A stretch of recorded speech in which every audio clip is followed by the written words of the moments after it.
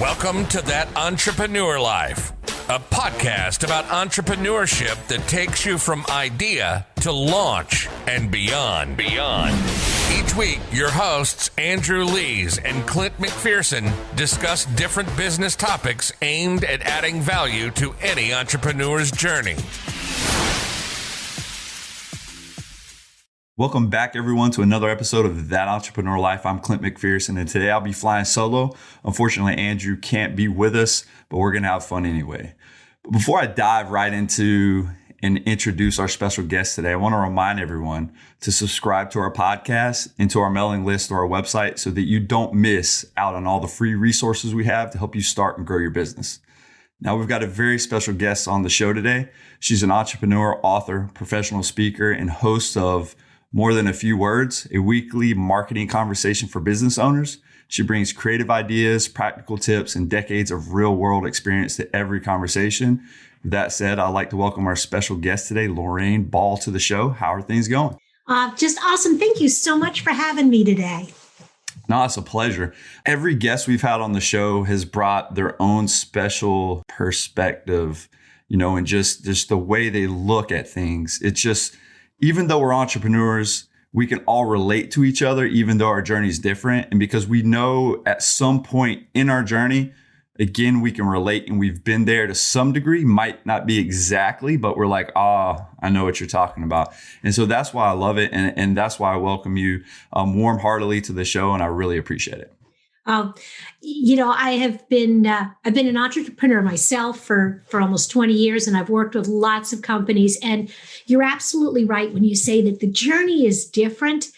But I have found that whether I'm working with a plumber or a coach or somebody with this great tech idea, there are steps that you go through and you experience them differently, but you still got to get over that same step, no matter what kind of business you're in.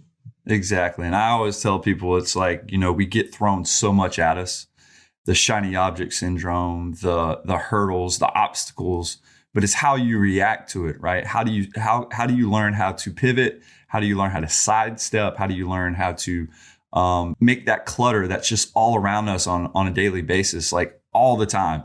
It always seems like when you're sitting down to get something done, that's when somebody wants to talk to you.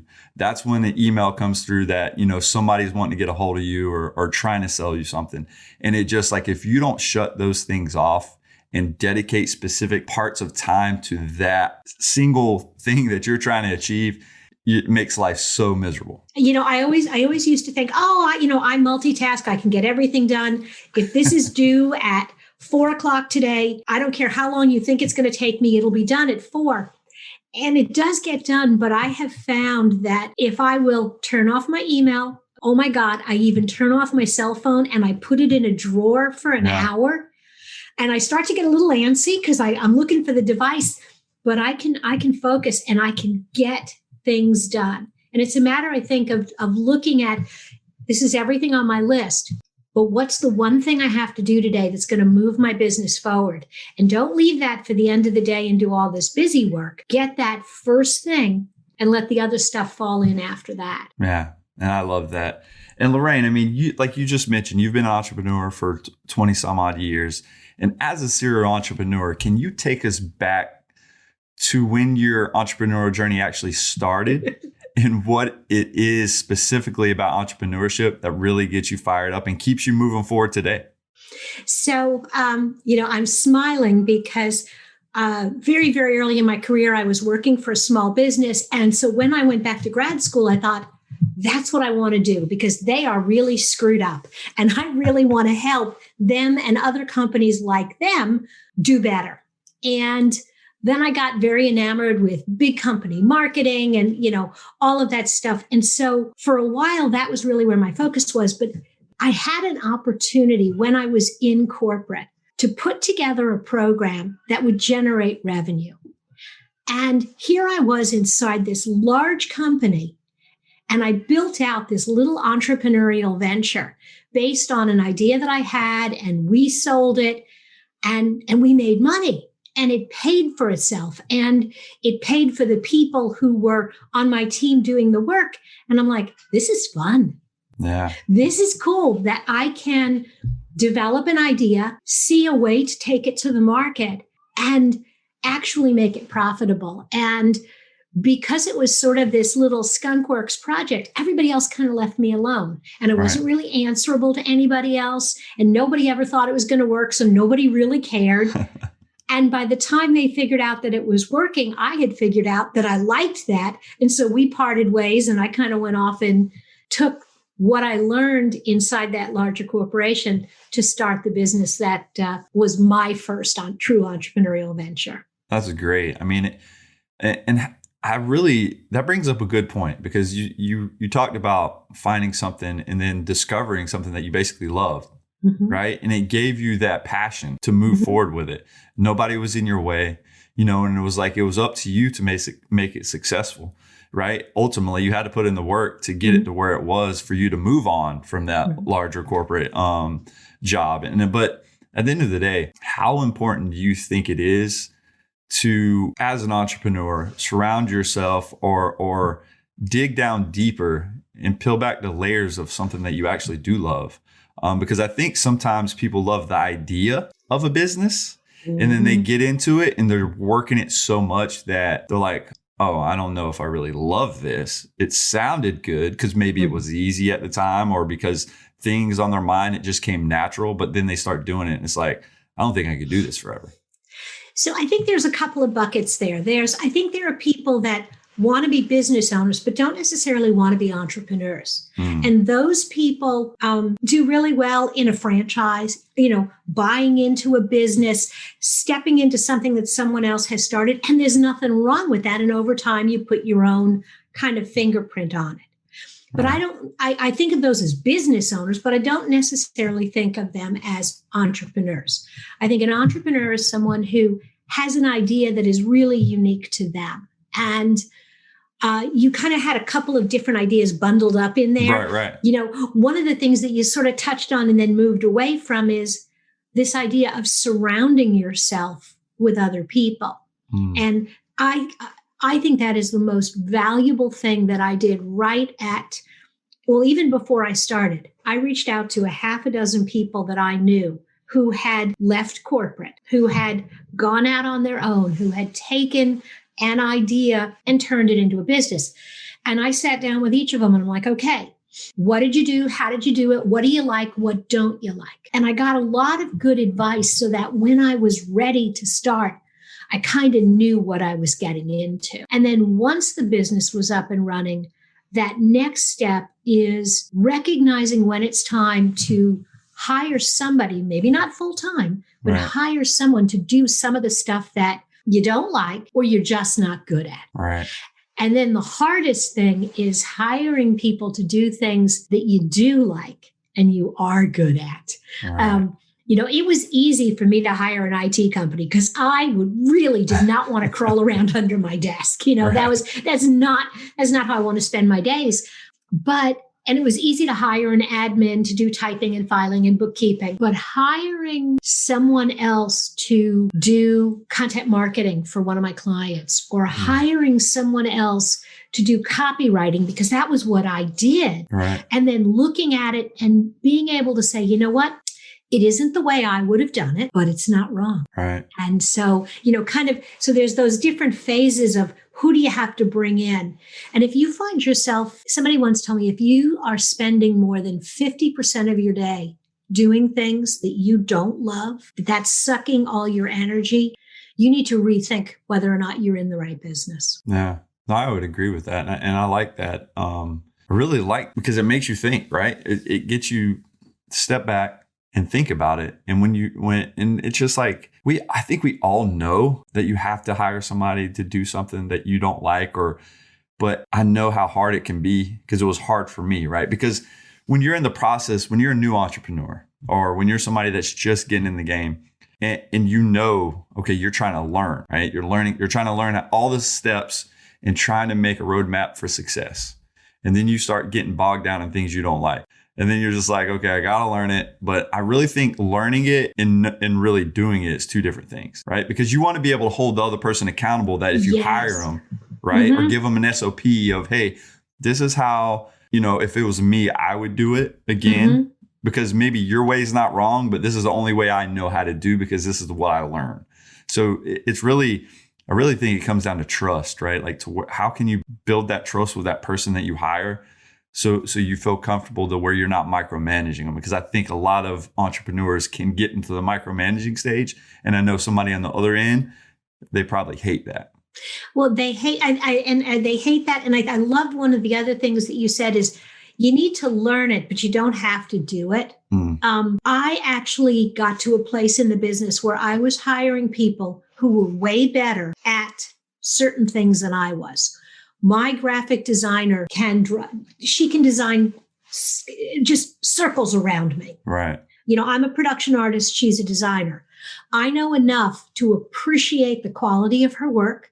I know enough to know about how long a good designer should take to do it. And then I let her go because I also know that she is way better at it than I am. Right.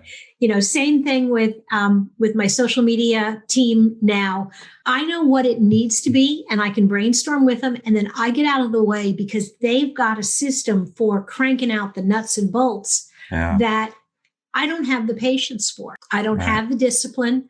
It's not my happy place. Yeah, no, I agree. And I love that. And I really think that, again, as leaders and individuals, we need to learn how to delegate, right? And the greatest leader is the one who can delegate properly and also get the message across to why they're doing it and why they're all in the same canoe rowing in the same direction, right? It's really communication at the end of the day. Absolutely. And I think a lot of particularly young or new managers or new business owners that haven't kind of lived through some of that think that they need to be out in front to be managing and leading. And really, great managers and great leaders are underneath. They are supporting their team. When I was in corporate, my job was simply to move obstacles out of the way. If somebody on my team said, I'm trying to do this and here's where I'm stuck, my job was to get them unstuck so they could do what they needed to do. It wasn't for me to go in and do it for them, but it's like, okay, if this is your sticking point, you don't have this resource, you don't have this tool, the client is being a pain in the insert whatever descriptive you want right here. My job is to jump in and go, okay, this is where the problem is. Let's get it out of the way. Now you good? Great. And I can go on to the next thing. And I think when you begin to understand that that's really your job is to set the vision, to figure out where the business is going, to make sure that everybody gets it, that everybody's on the same page, that you're communicating regularly. Look, guys, this is what we're trying to do. And this is how you fit. And then get out of the way and let them do what you hired them to do. For sure. Yeah, no, I agree 100%. I love that perspective. So as a digital marketing strategist yourself, and you work alongside or work with as a marketing strategist, Digital Toolbox, right? Or Round Peg, which has a website, right? A Digital Toolbox. So here's the thing. Round Peg was my original business. You said, serial entrepreneur. Yep. I started the agency 19 years ago. I spent a lot of time training my clients because a lot of times they would come to us and they didn't really even know enough about digital marketing to ask the right questions, to evaluate what we were doing, to really give us what we needed to do good work for them. I started going back to my roots as a teacher, started developing a lot of training material. And 2 years ago, we split up the two businesses. Okay. Round Peg is the digital agency. Digital Toolbox is an online community, webinars, seminars, resources, tools, a Facebook group designed to help early stage companies discover the questions that they need to be asking, learning the basic skills so that they can either do their own digital marketing or that they can then work with an agency. So those are two actually separate companies now. Okay, awesome. Well, I love that. And as I was looking into it, and you answered one of my questions as far as like, how did that work together? But as we all know, marketing moves fast, just like technology, right? And marketing in a lot of stages for small businesses specifically, because I have a passion for small businesses, it moves fast and it's hard for that small business owner to stay current with all the rapid changes that occur, regarding digital marketing, Mm-hmm. and still run their business at the same time. I mean, can you pull back the curtains for us and let us know why it's important for small businesses to find a way to stay up to date on the tools, trends, and changes that occur throughout the digital landscape? Because at the end of the day, like, I think Digital Toolbox and what I was looking at today is a way for them, to bridge that gap and help them grow.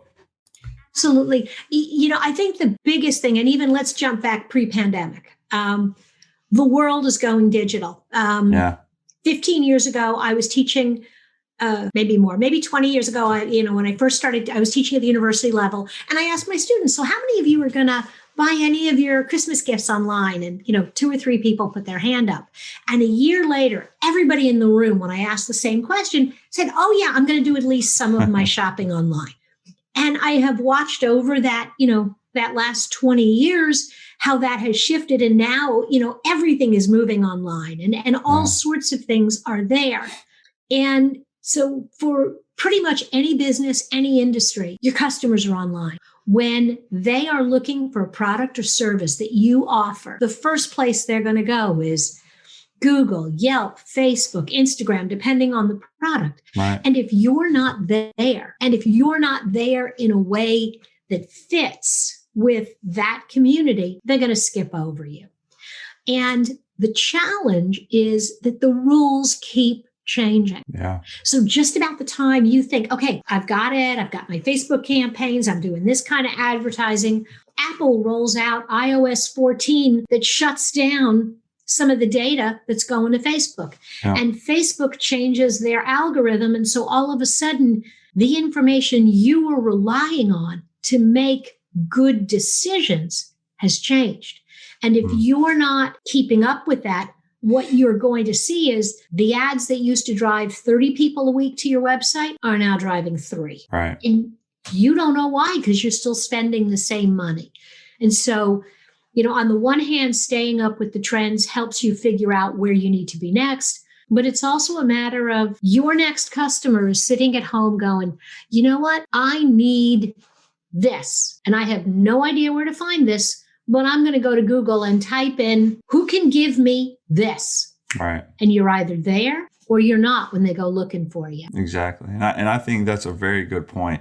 I mean, I think businesses, small businesses in general, business owners need to know that even when you hire somebody to do something, a lot of this stuff is, whether it's running ads, which you have to be consistent at, right? And you have to have an actual end state to what you're trying to achieve, and why you're running an ad to that specific product or service.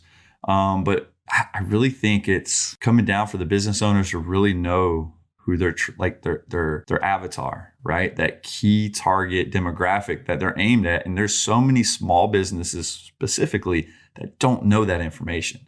Because they've been a small business for so long to where they've been relying on traditional marketing. That traditional marketing is like, one, getting a little more expensive to them, but also like they're throwing money at it because it's like, hey, I just need to throw more into this because it worked for me in the past. And then transitioning that, it's hard for them to let go of something that worked in the past to now where they're not seeing results. But then if they hire somebody and they do them a service for one time, like, hey, I'm gonna create a Facebook post for you, right? Some business owners don't know that. That's just organic. It's not gonna, unless you have a lot of followers, it's not gonna reach many people, especially if you don't have a lot of engagement on your page. And 2, it's just like, you got to know there has to be a content strategy, and just a marketing strategy in general that a lot of them overlook and don't think about, right? Absolutely. I think, and I kind of want to go back to something that you said, that's really important. It's that idea of a target customer, what you call the avatar. A lot of times business owners are concerned because they're afraid if they go too narrow, they're like, well, but this person could spend money with me and this person could spend money. And the answer is, yeah, they could. But how easy or hard is it to reach that person? And one of the examples I always give is lava soap. Okay. This soap is designed to take grease off your hands. Right. The target customer is blue collar mechanic, or what I call the blue collar hobbyist, the person who's got a white collar job Monday through Friday, but on the weekends likes to work on cars, likes to get greasy. So Lava understands their customer, and they direct all their advertising at primarily men, primarily blue collar. They are the official soap of NASCAR, right? Right. My friend Denise loves to work on cars. She's 60 years old, and she gets out in her garage every Saturday, and she's under her cars, and this is her happy place. Right. She has Lava soap, but Lava does not spend any money trying to target 60-year-old women who like to work on cars, because it's such a small subsegment. They'd just be wasting their money. So what they do is they focus on their core, and people like Denise find them. And every business needs to understand that. You need to target the center of your circle. Yes, you will sell to other people. Right. But you don't have the money, you don't have the bandwidth to go after all those people on the fringe. And so really figuring out who my customer is and where they hanging out. Yeah. And being, I think, really careful. Instagram versus Facebook. Facebook, 35 and up. Instagram, 35 and under. If you're in a home service industry, your customers, if you're a plumber or roofer, your customers are still on Facebook. For sure. 5 years from now, maybe not. Right. What I see a lot of is a lot of younger marketing professionals, because Instagram is their comfort level. They're in that 25 to 35 range. They want to push their customers onto Instagram because that's where they're comfortable, even though their customers' aren't on Instagram. They're still on Facebook. Right. And so, as a business owner, you have to be looking at who's my target customer. Number one, where are they hanging out? And number two, where are they going to be responsive to my message? Yes, there are 25-year-old homeowners out there, and they do have Instagram accounts. Do they really want to see a photograph of a clogged drain sandwiched in between those two beautiful food pictures? No!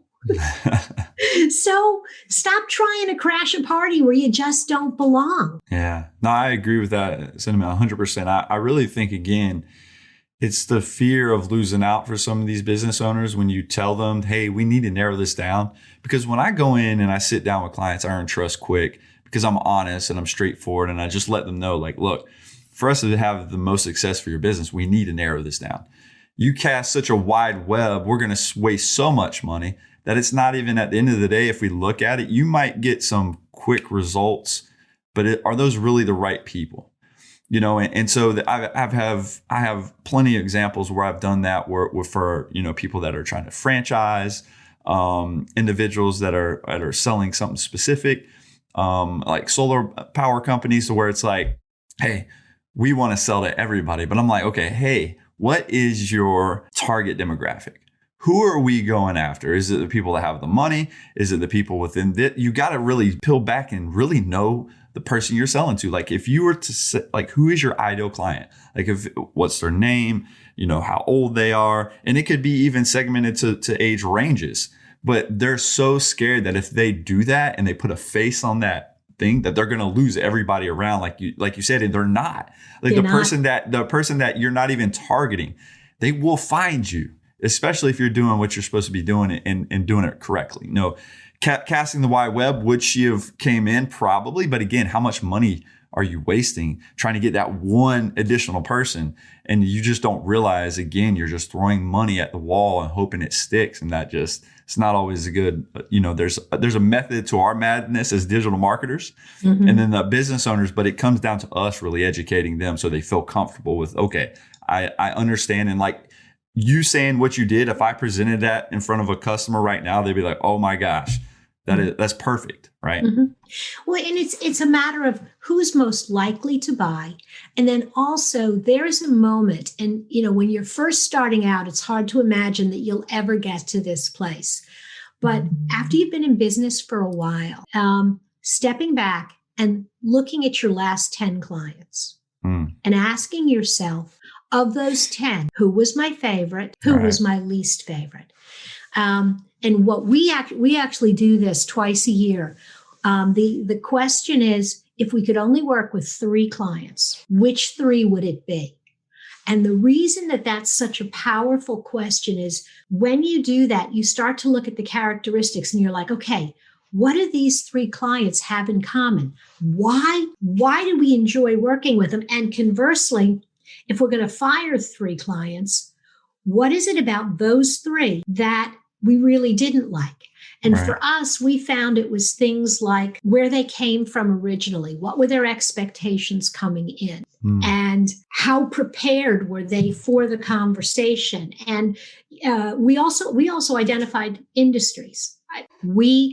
I always said I hated nonprofits. Not that I hate nonprofits. They serve a really valuable role in society. And I'm on a couple of boards, but I hated working with nonprofits because the amateur boards made me crazy. But all of a sudden, we started getting all of these websites for nonprofits, and they were good projects and everything was right.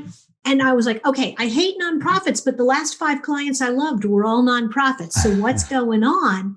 And we figured out what kind of nonprofits. And so we started changing our marketing to attract not just our target, but within our target, an even narrower group that we really wanted to work with. And the business becomes a lot more fun when you're doing that. Oh, I love that. I mean, I really think that's a good approach. And I mean, really kudos to you for identifying that and with your team and really taking a step back and actually making it happen.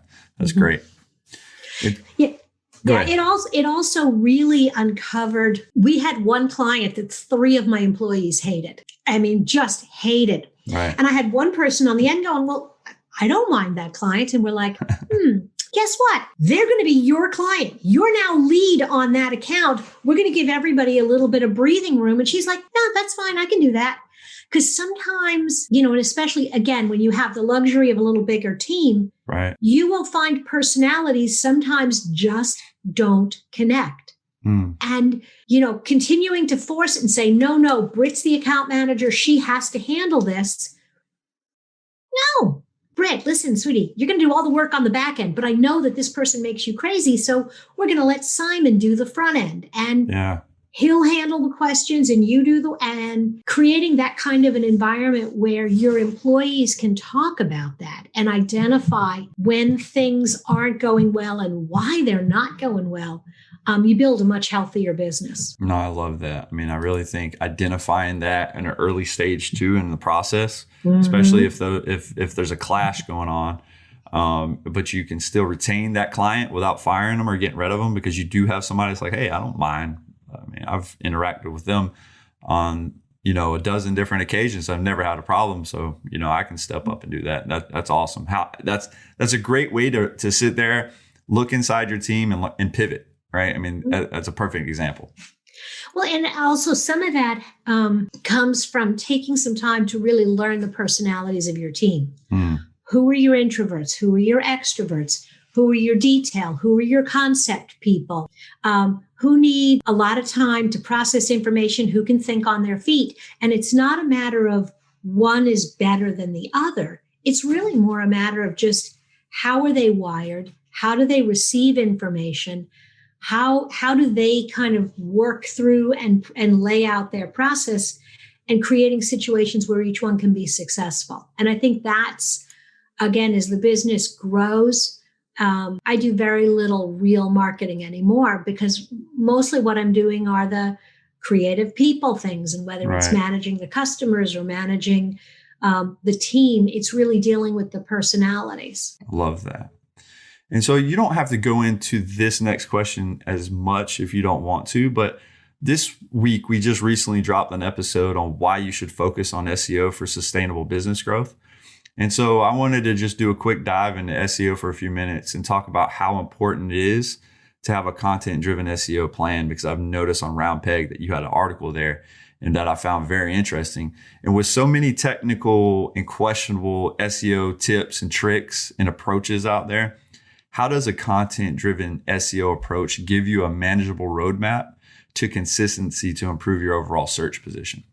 So the first thing about a content-driven SEO plan is you almost let go of everything you've ever heard about SEO, because all the experts focus on, oh, you got to have links, you got to have keywords, you got to have so many words per so many, and it's all very formulaic. And yeah, that has its place. But what a content SEO plan is really about is it's about answering the questions that prospective customers have. Everybody goes to Google because they have a question. Right. How do I do this? Why do I do this? Where do I get this? Who can sell me this? Is there someone near me who can fix this? Those questions people type into Google, and Google will search millions of pieces of content, find that answer. And if you have answered that question and you have answered it well and completely and better than anyone else, you're more likely to show up on search. And so as you start heading down this path of a content-driven SEO plan, what I really want you to do is I want you to sit down and think about your customers. What are the questions they have when they kind of think they maybe need something like what you do? Right. And then those are the very broad-based informational questions. And then as they learn more, now they get into that phase where a little knowledge is a dangerous thing. And so now they're doing some of those comparisons. Well, I heard about this and I heard about this. So why is this better than this? What's the difference between these two things? How does this work? And so that second consideration set of questions is your next set. And then the third one is when somebody is ready to buy. How do I work with you? How will this work? What's the next step? And so once you have all of those questions, then you want to start answering. Right. You want to make sure that the answers to those questions are on your homepage, on a blog post, on a product page, so that when someone goes to Google and says, I'm in Indianapolis and I want to talk to someone who does this, this, and this, you show up. And you can't just cut and paste the same answer somebody else has. You have to answer it in a way that is unique to you and your business. What I often find is that if you look in your email, you will find tons of questions that your customers ask on a regular basis. Yeah. If you have someone who does customer service, they have all the questions. And now you start to answer them. And the beautiful thing is, the next time you get asked that question, you can send them a link to a blog post. That's awesome. Yeah, that's perfect. I love how you answer that question. And I really think, thinking from that perspective and just making sure that you're answering the questions that people are asking, especially whether it's in your niche, whether it's a specific product, whether it's a specific service you offer. Those are very important because, again, everybody has questions. And like you said, everybody's going to Google. If you're a restaurant owner, restaurants near me, everybody's just typing stuff in. So if you can figure out a way to jump in there, like you said, and just get there so you can have a piece of the pie, and you're up there ranking or whatever it is, and you're answering those questions, you'll be found. But you also got to do it in the right way, right? Not Absolutely. By copying other people's words. No. And, the funny thing is, if you go to Google and you start typing in what you think the question is, it'll auto-generate a list of related questions. And so all of a sudden, you've got 6 blog topics because now you've got 6 different questions to answer. And I want to just talk real briefly about those comparison questions. They're gold. Every one of my clients has at least one comparison blog post that we've written. And invariably, it is the best post on their website. We wrote a blog post 11 years ago. 11 years ago. What's the difference between a navy bean and a Great Northern White? It was for a bean company, so it was a good question. Right. To this day, 11 years later, that blog post gets traffic every week. Every week, people find Randall Beans because of that post. And for a while, it dropped off a little bit. Like we weren't number one. Yeah. So what did we do? We went back in, we added a little more information. We added a new recipe to the bottom of the page, and we are number one again. There you go. It's just about updating it. Once things change, you want to make that piece of content stay as evergreen as possible, right? So as times change and different questions or different ways to approach that topic get brought up, it's good to go and refresh it, update it, give it a little spin. You don't start from scratch because you've already had something that was ranking, something that was getting traffic. And it's so funny because I really think a lot of people harp on when they create a piece of content, they might get down that it's not getting that much traffic, but you never know when somebody's going to stumble upon it. And like you said, 11 years later, people are still finding that article. So you never, know who it's going to resonate with, because I was talking to somebody the other day and they said they posted something like 8 years ago. Wasn't wildly successful. By no means. People were visiting it. People were reading the topic. People, started commenting on it. And it resonated with some people. And then 8 years later, he got a client from it because somebody said, hey, I stumbled upon this article you wrote. I love your perspective. Let's talk. And that's, 8 years later, and the dude was like, whoa, that blows my mind. So you just never know when that piece of content that you actually put out, at some point in time is going to resonate with somebody and get you a client. I have one post on my website that's about a position statement. And I think that's a really important piece of your marketing. Well, a professor at some obscure university in Minnesota found it and she liked it. And every year I can tell if she's teaching the marketing class or not, because right around the beginning of the semester, I get like 100 visits to that page. And so, by now, some of her students who read that content are 8 and 9 years into their career. And, one of them may hire us someday. There you go. Love it. I love it. So, Lorraine, through your entrepreneurial journey, from the highs to the lows, what has been the most difficult thing about being an entrepreneur to date? Wow. I think in the beginning, sometimes it was learning to value my time and my services. I think we often underestimate, I'm just going to do that myself, so it's not a big deal. No, your time is valuable. And so that was probably one of the hardest. And this is not really a low. This is more of a recognizing in your journey that things change along the way. Yeah. I've owned the company for 19 years. I started it. It was just me.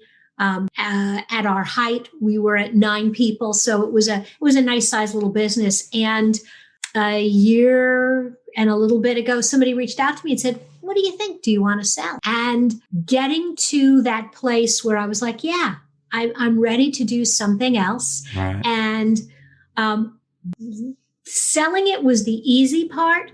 I'm now in that phase where I'm kind of unbundling and letting go a little bit. Yeah. I still do consulting. I still have, clients that I talk to, but things happen and I'm like, oh no, we have, no, you know what? I don't know how we have to do that. That's not my problem anymore. I love it. I think as a business owner or entrepreneur, that should be your end state to a degree, right? Figuring out an exit strategy from something that you've created and something that somebody could continue on. Because again, it will free you up because in our journeys, things change. And I'm not saying you won't be passionate about that specific thing because it was your baby at one time. But at the end of the day, how much better do you feel at the end of the day knowing that you built something that was sellable? Absolutely. And that you created something that you can be proud of. Yeah. I still work with business owners. The Digital Toolbox I kept the podcast because that was, again, it was close to my passion. Right. But I think the thing I want to say is that it takes time. I started having conversations with people 5 years before I ultimately sold and kissed a lot of frogs and had a lot of conversations with people where I thought, I don't care how much money you're going to give me. I don't want to sell you my business because my customers are going to hate you. Right. And getting to that place where you find the right match and being in a position where your business is ready to run without you. I love that. I really think that looking at it from that angle, it shows that you truly care about the clients that you had on the other end to a degree, right? Because you're like, hey, man, you can pay me the most money in the world, but guess what? You're not going to be running this company. So nope, next, right? And so I love that. Again, because at the end of the day, you built a company. Clients trusted you, and you do not want to put a ball in somebody else's hands that they're not going to trust and that from their personalities and what you deal with on a regular basis. Like, no, it's going to be a clash here. And what I built is going to go to nothing because of this individual that I'm selling it to. Absolutely. Yeah. So as we wrap up this episode, Lorraine, if you could leave our listeners with one piece of advice, what would it be? I think one of the most important things to do is to carve out a little bit of time for planning. And whether you do that, whether you use one of these planners where you do it every day or every week, but you need to have that quiet time where you step back and you really look at what it is you're creating and ask yourself, am I on track? I set these goals for the year. We're 2 months in. Are we going to do it? Does that goal still make sense? And if it does, what do I need to change to get there? And make an appointment with yourself. Put it on your calendar and don't let anything interfere with that time that you have carved out. It's too easy to put it off and suddenly wake up 5 years later and realize that what you're doing is not what you want to do. And it's because you took your hand off the reins, stopped planning, and stopped driving towards a destination that you wanted to be. I love it, because I think if you don't plan to succeed, you're planning to fail. At the end of the day, Lorraine, thanks for your time. Thanks for taking the time out of your day to joining me and adding value to what we're doing on our podcast.